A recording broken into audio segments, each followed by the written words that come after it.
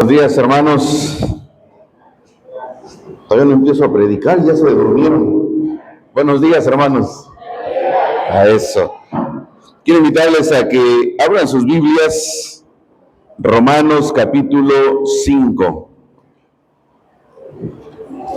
Romanos capítulo 5. Y vamos a leer de los versos 1 al 5. Romanos capítulo 5, versos 1 al 5. Y si ya lo encontraron, nos ponemos de pie y vamos a leer juntos esta porción de las Sagradas Escrituras.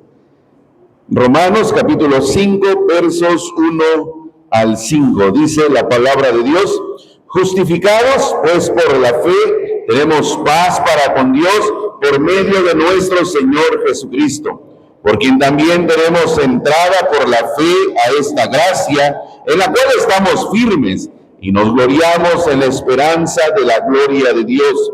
Y no solo esto, sino que también nos gloriamos en las tribulaciones, sabiendo que la tribulación produce paciencia, y la paciencia prueba, y la prueba esperanza, y la esperanza no avergüenza, porque el amor de Dios ha sido derramado en nuestros corazones por el Espíritu Santo que nos fue dado.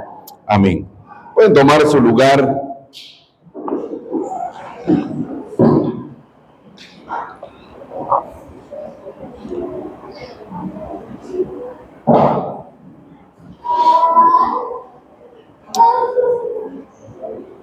Una de las frases muy comunes que escuchamos cuando algún ser querido partió de esta tierra es descansa en paz. ¿Cuántos han escuchado esta frase? Descansa en paz. Y tal vez usamos esta frase más para consolarnos a nosotros mismos, no tanto para consolar a los que se fueron, sino los que nos quedamos. Esta frase ayuda bastante. Descansa en paz, porque queremos tener la idea de que nuestro ser querido está en un mejor lugar y tal vez ya dejó de sufrir en esta tierra. Pero siempre que voy a un funeral o siempre que me toca predicar en un funeral y escucho esta frase, descansa en paz, me pregunto, ¿realmente la persona estará descansando en paz? ¿Realmente cuando cerró sus ojos en esta tierra fue a un lugar de descanso? ¿O está en un lugar de tormento? Y yo quiero preguntarte en esta hora, a los que hoy estamos en este lugar, el día que el Señor te llame de esta tierra, ¿vas a descansar en paz?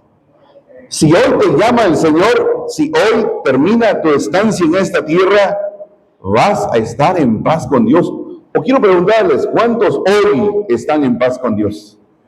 ¿Cuántos pueden decir, Señor, ven por mí, ya estoy listo, llévame? O estamos como que, no, déjame otro rato, ¿no? Todavía no me caso, dicen los jóvenes. Quiero que veas el pasaje, porque estamos hablando de esto. Justificados pues por la fe, tenemos paz para con Dios. Y esta palabra, en la nueva versión, la nueva traducción viviente dice: entonces, como hemos entrado en la debida relación con Dios por medio de la fe, disfrutemos de estar en paz con Él mediante nuestro Señor Jesucristo. Y si usted busca la palabra paz en el original, en el griego en que fue escrito, esta palabra paz es eirene, que es un equivalente de la palabra shalom en el hebreo, en el Antiguo Testamento, que significa prosperidad, bienestar, salud, ausencia de conflicto. Y cuando nos ponemos a leer detenidamente el pasaje, ¿por qué dice que tenemos paz? ¿Y a qué se refiere cuando dice tenemos paz? Quiere decir que al estar bien con Dios, entonces ya no voy a tener ningún tipo de problemas, ya no va a haber dificultades en mi vida. ¿A eso se referirá el pasaje? Bueno, eso quiero que lo descubramos juntos. Así que quiero que vayamos al pasaje. Vamos a estar trabajando en Romanos 5, 1 al 5 y usando algunos pasajes. Para que haya paz, antes de la paz que tuvo que haber guerra, conflicto, tribulación, problemas. ¿Por qué dice el apóstol Pablo que tenemos paz para con Dios? Cuando pudimos tener o tenemos una correcta relación con Dios. Esa palabra justificados quiere decir que podemos tener una correcta relación con Dios. Dice la Biblia que sin santidad nadie verá al Señor. Nadie puede estar en la presencia de Dios con su pecado, con su maldad. Nadie de nosotros puede tener acceso a la misma presencia de Dios con nuestros pecados. Así que la única manera de poder tener una correcta relación con Dios es cuando no tenemos pecados en nuestra vida, cuando estamos limpios, cuando no hay culpa. En otras palabras, cuando somos inocentes. Así que quiero preguntarles a ustedes, ¿cuántos inocentes hay en este lugar? ¿Cuántos sin culpa? ¿Cuántos pueden decir, no, yo sí no tengo pecado? A ver, levanten su mano. Eso me lo imaginaba, por eso que voy a escoger Romanos 5, porque no quiero que me encuentre yo personas sin pecado. La Biblia enseña que no hay justo ni aún uno, no hay quien entienda, no hay quien haga lo bueno. Todos nos volvimos contra Dios. Quiero que vayamos a Romanos capítulo 1, verso 18. ¿Cuál es el conflicto que teníamos con Dios? ¿Cuál es la guerra que teníamos contra Dios? ¿Por qué no había paz? Verso 18, porque la ira de Dios se revela desde el cielo contra toda impiedad e injusticia de los hombres que detienen con injusticia la verdad. ¿Qué pasa con una persona que vive en impiedad, que vive en maldad, que detiene la verdad? Ve el pasaje. ¿Qué dice el pasaje? ¿Cómo es su relación con Dios? ¿Es una relación buena? La ira de Dios se revela, está contra todas las personas que hacen impiedad e injusticia. ¿Han escuchado la frase Dios ama al pecador pero odia al pecado? ¿Quién sabe de dónde la sacaron, pero no de la Biblia? Porque la Biblia dice que Dios odia al pecador. La ira de Dios está contra el pecador, contra el que hace lo malo, contra el que hace impiedad, contra el que hace injusticia. Dios no va a dar por inocente al culpable. Ahí no vamos a poder sobornarlo. No vamos a poder decirle, mira, yo iba los domingos al culto y aguantaba al pastor 1 hora escucharlo. Yo pagaba mi penitencia en medio del calor. No vamos a poder decirle eso al Señor. Ni tampoco voy a decirle, yo predicaba, o yo cantaba, o yo enseñaba. Así que creo que me merezco un trato mucho mejor que el que me estás dando. La Biblia nos está enseñando que la ira de Dios está contra todos los que hacen maldad, impiedad, injusticia y que detienen con injusticia la verdad. Y por cuanto ninguno de ustedes levantó la mano diciendo yo soy inocente, ustedes mismos se pusieron en este lugar. En el momento en que dijeron, no, yo no soy tan limpio, en ese momento ustedes se pusieron en el lugar donde la ira de Dios cae. Quiero que veas, dale la vuelta. No quiero que se enojen conmigo muy rápido. Quiero que vayamos con la Biblia. Capítulo 2, verso 2. Romanos 2:2. ¿Qué dice? Mas sabemos que el juicio de Dios contra los que practican tales cosas es según verdad.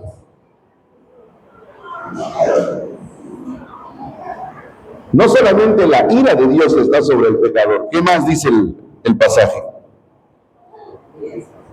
El juicio de Dios está sobre los que practican tales cosas. Quiero que le veas un poquito más abajo, verso 5. Pero por tu dureza y por tu corazón no arrepentido, atesoras para ti mismo ira para el día de la ira y de la revelación del justo juicio de Dios, el cual pagará a cada uno conforme a sus obras. Vida eterna, ¿a quiénes? A los que perseverando en bien hacer buscan gloria, honra e inmortalidad. Pero, versículo 8, ira, enojo a los que son contenciosos y no obedecen a la verdad, sino que obedecen a la injusticia. ¿Cuál es el juicio de Dios?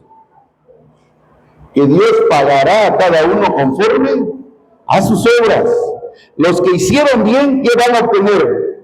Gloria, honra e inmortalidad, vida eterna. Pero los que hicieron mal, ¿qué van a obtener? Lo acabamos de leer. Versículo 8. Ira, enojo, tribulación, angustia a todo ser humano. Quiero que veas cuál es la realidad de una persona sin Dios. Porque estamos hablando de que hay paz, que tenemos paz.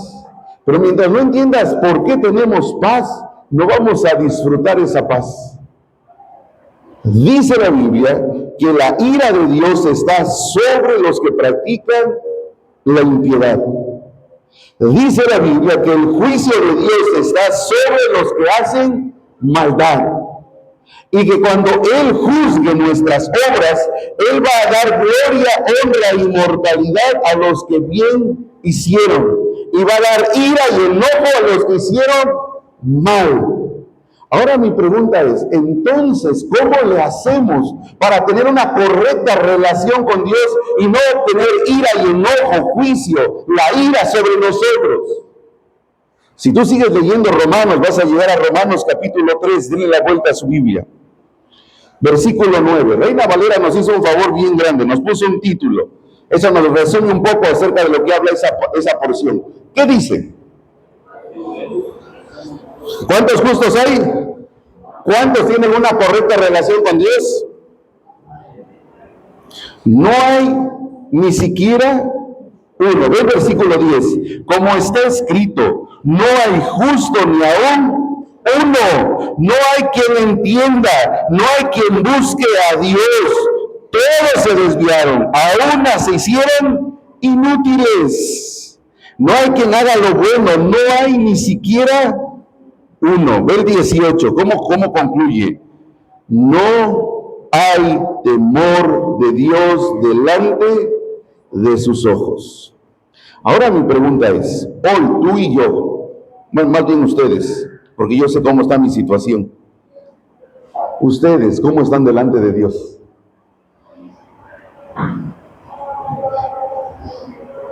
Si el Señor viniera hoy por ustedes, y si hoy fuera el juicio de Dios, tus obras, ¿cómo van a ser juzgadas?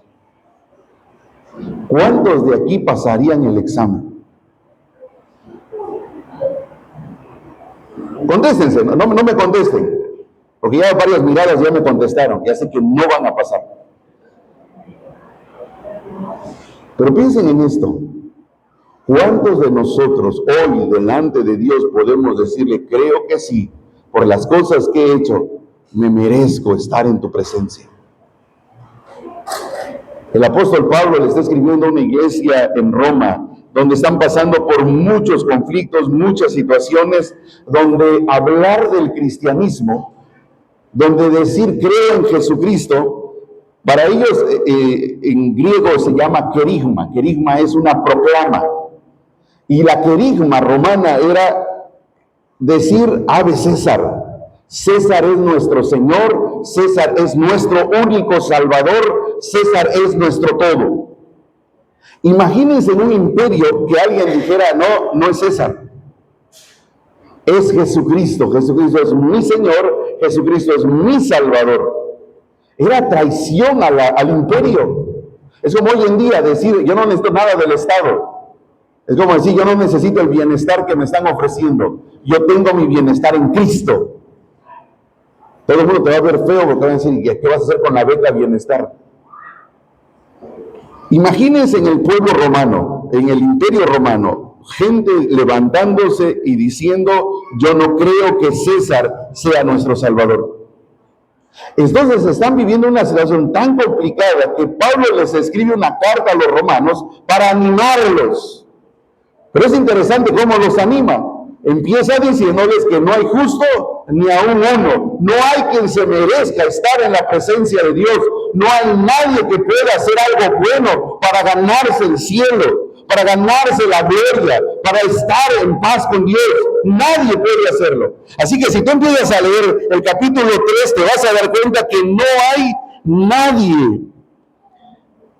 Había dentro de la iglesia en Roma un grupo que eran los judíos, los religiosos, y ellos decían, bueno, si hay una manera de estar en paz con Dios, y es cumpliendo la ley de Dios. Si nosotros cumplimos los mandamientos de Dios, podemos llegar a tener una correcta relación con Dios. Y ellos estaban enseñando eso, y le estaban enseñando a los hermanos romanos que esa era la manera de poder acercarse a Dios, cumpliendo los mandamientos. Ahora, ustedes son creyentes. Ustedes conocen los mandamientos. ¿Cuántos de ustedes cumplen a cabalidad por lo menos los 10 mandamientos? ¿Cuántos de aquí hoy no mintieron? ¿Cuántos de aquí hoy no tomaron el nombre de Dios en vano? Cuando tu esposa te dijo, ¿cómo me veo? ¿Cómo se ve ese vestido? Con tal de no tener problemas, le dices, te ves muy bien. Y le mentiste. Miren, nadie de nosotros puede cumplir la ley, cumplir los mandamientos. Pero los judíos estaban empeñados que era la única manera de acercarse a Dios. Así que Pablo, miren cómo les concluye, Romanos capítulo 3, 28. Concluimos, pues, que el hombre es justificado por fe sin las obras de la ley. ¿Qué dijimos que significa justificado? Justificado quiere decir tener una correcta relación con Dios. Justificado quiere decir ser declarado justo, ser declarado inocente, ser declarado sin culpa.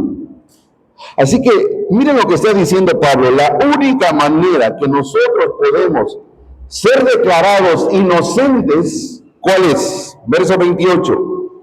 El hombre es justificado por fe, sin las obras de la ley.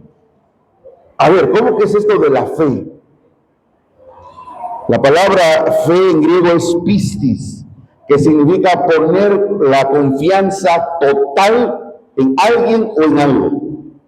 Cuando Pablo está describiendo por la fe es cuando nosotros aprendemos a poner nuestra confianza totalmente en Dios.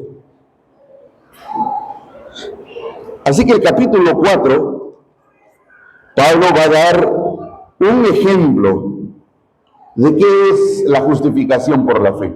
Y va a usar el ejemplo de Abraham. Entonces les va a decir a los hermanos romanos, vean a Abraham. Y si ustedes se ponen a investigar un poquito antes de, en el Antiguo Testamento, ¿quién era Abraham? Abraham era un pecador, impío, pagano, idólatra, que vivía en Ur de los Caldeos, en Mesopotamia, politeísta, que no ni siquiera buscaba a Dios. ¿Por qué pone Pablo como ejemplo a un hombre así? La Biblia dice que Dios vino y se reveló a Abraham, Dios le habló a Abraham. Y cuando Dios le habla, ¿sabes qué activó en su corazón? Fe. Porque la fe viene por el oír, y el oír la palabra de Dios. Así que cuando Abraham escucha por primera vez la voz de Dios, algo en su interior se despierta, y es esta fe salvadora, esta fe que lo lleva al arrepentimiento. Incluso antes de que obedeciera, la Biblia dice que Abraham fue justificado porque creyó por la fe. Así es como llegamos al capítulo 5. Miren, ya les prediqué capítulo 1, 2, 3 y 4 de Romanos. Ahí me llevé 20 predicaciones en la iglesia para estos capítulos. Con ustedes, miren, llevo 10 minutos. Así que eso no cuenta, todavía no empiezo a predicar. Capítulo 5, así llegamos al capítulo 5. Ahora creo que ya comprendemos qué significa justificado. Justificado quiere decir que todos los que han puesto su fe en Jesucristo, todos aquellos que han confiado plenamente que la obra de Cristo es suficiente, todos ellos han sido declarados justos, inocentes, sin culpa, en una correcta relación con Dios. Y no fue por algo que hiciste, fue por algo que Dios mismo hizo. Mas Dios muestra su amor para con nosotros en que siendo aún pecadores, Cristo murió por nosotros. Él nos declaró justos por el puro amor que nos ha tenido desde antes de la fundación del mundo. Él te amaba, te escogió y te llamó para ser su hijo, para ser declarado justo, inocente, sin culpa. Ahora, sabiendo esto, quiero hacerles la misma pregunta. ¿Cuántos sin culpa hay en este lugar? 1, 2. Los demás, voy a empezar otra vez desde el capítulo 1. ¿Cuántos son justificados? No es algo que tú hiciste, es algo que Él hizo por nosotros. Alguien puede decir, todas las religiones son iguales. El cristianismo de la Biblia no es igual a todas las religiones. Porque en todas las religiones tú tienes que hacer algo para ganarte el favor de Dios. Tú tienes que hacer algo para caerle bien a Dios. En estas semanas, tú puedes ver ahí en la ciudad de Oaxaca, cuánta gente va caminando para pagar su manda, su penitencia. Porque tienen que hacer algo para que la divinidad les dé en retribución. Tienen que ganarse el favor. Pero cuando lees la Biblia, ustedes y yo no tuvimos que hacer absolutamente nada, porque Él tomó la iniciativa de acercarse a nosotros. Él vino a nosotros, Él nos habló, Él nos dio fe, Él nos convenció de nuestro pecado, Él nos hizo ver nuestra condición deplorable y Él mismo mostró su amor por nosotros. Y nos rescató, nos salvó, nos redimió. Y no solo eso, te llama persona justa, persona sin culpa, persona inocente, con buena relación con Dios. Eso significa justificación. Así que si no crees eso, estás en serios problemas. Porque entonces vas a tener que estar haciendo un montón de obras para ganarte el favor de Dios. Si alguien viene y les enseña o les dice, hermano, para que Dios te bendiga, tú necesitas venir y sembrar aquí una cantidad de dinero, recuerda de lo que dice Romanos, que el favor de Dios no se gana. El favor de Dios, Él lo atribuye a nosotros por gracia, por amor, porque nosotros creímos en Él, por fe. Si alguien te dice, quieres recibir tu sanidad, tienes que hacer tal penitencia, no le creas, créele a la Biblia que Él hizo todo por nosotros. No es un acto humano, es un acto divino. Él nos escogió para salvación. Así que vamos al capítulo 5. Justificados pues por la fe, no es por obras, sino es por la fe. Ahora sí, ¿cuál es el resultado de que tú eres inocente, sin culpa? Tienes paz con Dios. Ya no hay guerra con Dios. Ya no está la ira de Dios sobre nosotros. Ya no está el justo juicio de Dios sobre nosotros. Ya no tenemos que presentar nuestras obras delante de Él para que Él decida qué es lo bueno y lo malo que hicimos. Cuando nosotros nos presentemos en su presencia, en el juicio de Dios, nuestra presentación o carta de presentación es: soy redimido por Cristo. Fui declarado justo por Cristo. Está la obra de Cristo. Y lo que va a ver el Señor no es tus obras, va a ver la obra de Cristo en ti. Y por lo tanto va a decir, estás en paz con Dios. Ahora, quiero que notes esto, porque dice tenemos paz para con Dios. ¿Por qué el autor pone para con Dios y no pone tenemos paz en general? Porque alguien pudiera querer interpretar esta paz como hablamos de bienestar, de salud, y vamos a estar bien, sin conflictos, sin ausencia de problemas. No, tenemos paz para con Dios. Nuestro problema más grande, más serio que teníamos era con Dios. Y por medio de nuestro Señor Jesucristo fue arreglado este problema. Ahora estamos en paz. Versículo 2. Por quien también tenemos entrada por la fe a esta gracia. ¿A cuál gracia? A la paz con Dios.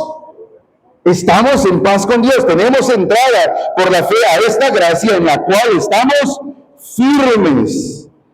¿Y qué es lo que nos da gusto? ¿Qué es lo que nos gusta presumir? Dice el apóstol. Y nos gloriamos, esta palabra gloriamos, de esa idea de darle a conocer a todo el mundo en la esperanza de la gloria de Dios. NBI lo traduce en que vamos a alcanzar, tenemos la esperanza de que vamos a alcanzar la gloria de Dios. Esa es nuestra esperanza. Que no es nada más lo que vemos aquí en esta tierra, lo temporal que estamos viviendo, sino que tenemos una esperanza gloriosa futura, una esperanza eterna de participar de la gloria de Dios. Si lo dejamos en el verso 2, todo lo que el verso 2 dice, o del 1 y 2 nos está hablando de lo que tenemos espiritualmente. Y tal vez uno de ustedes todavía está luchando. ¿Por qué dice la Biblia que soy justo? Si cada vez que me acerco al espejo y me veo en el espejo, no veo a una persona totalmente inocente. Porque todavía, no sé si les pasa a ustedes, tal vez nada más a mí, cuando yo me veo en el espejo, veo todavía a un hombre que está luchando con problemas, con pecados, con vicios. Todavía me veo ahí y digo, todavía luchas con la ira, todavía luchas con ciertas cosas en tu interior que sabes que delante de Dios no están bien. ¿Por qué el Señor me llama santo y me llama justo cuando todavía no es una realidad en mí? Quiero que veas el verso 3. Y no solo esto, sino que también nos gloriamos, ¿en qué cosas? En las tribulaciones, sabiendo que la tribulación produce paciencia, y la paciencia ¿qué produce? Prueba, y la prueba esperanza. No es como si el apóstol Pablo les dijera, miren, tenemos esto ganado en los cielos. Esta es nuestra realidad espiritual. Ustedes son justos delante de Dios. Pero tu realidad terrenal es esta, que hay tribulación, que hay prueba. Pero quiero que veas cómo el apóstol nos dice, usa una conjunción y, versículo 3, porque está conectando lo anterior con lo que va a decir, en la cual tenemos entrada por la fe a esta gracia, pero no solo a esta gracia espiritual, sino también tenemos entrada a la gracia que cuando nosotros estamos en esta tierra siendo atribulados, pasando por diversas pruebas, estamos en paz con Dios. No sé si han escuchado el canto que dice paz en la tormenta. ¿Puedes creer? Paz en la tormenta.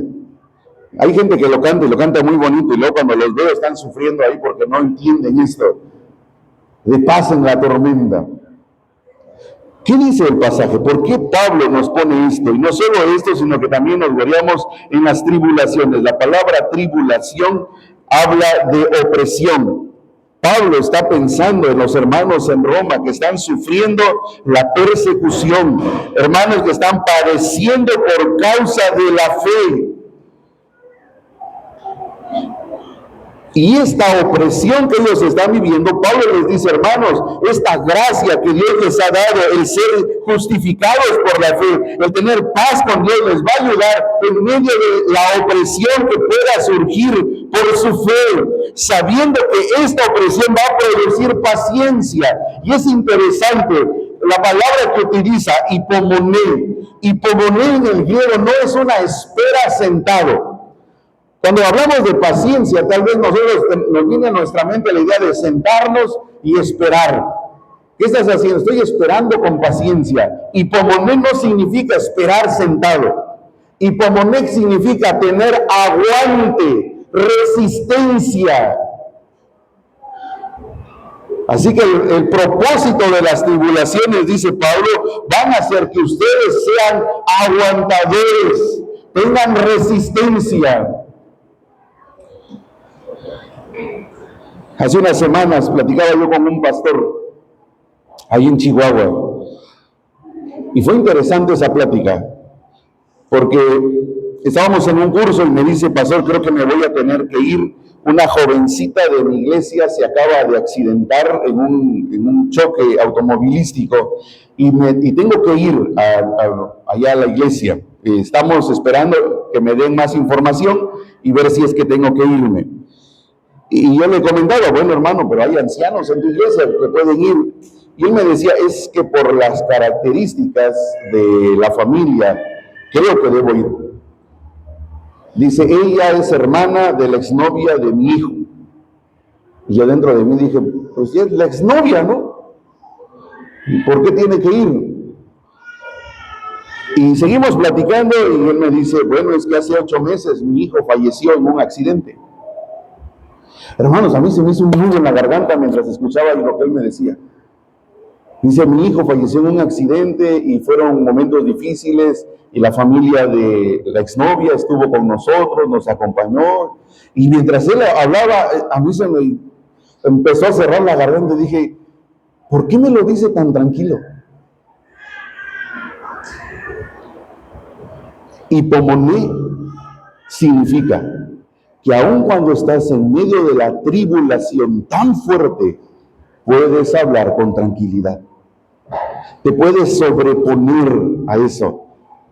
Fíjense, hermano, me dio una lección tan grande de saber qué significa paciencia en medio de lo más difícil que estés atravesando.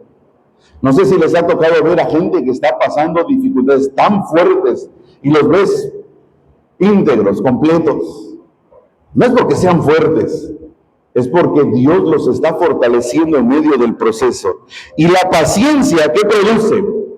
Prueba. Y tal vez esta palabra no nos ayuda mucho a cómo fue traducida, porque esta palabra que viene de dokimé significa carácter probado.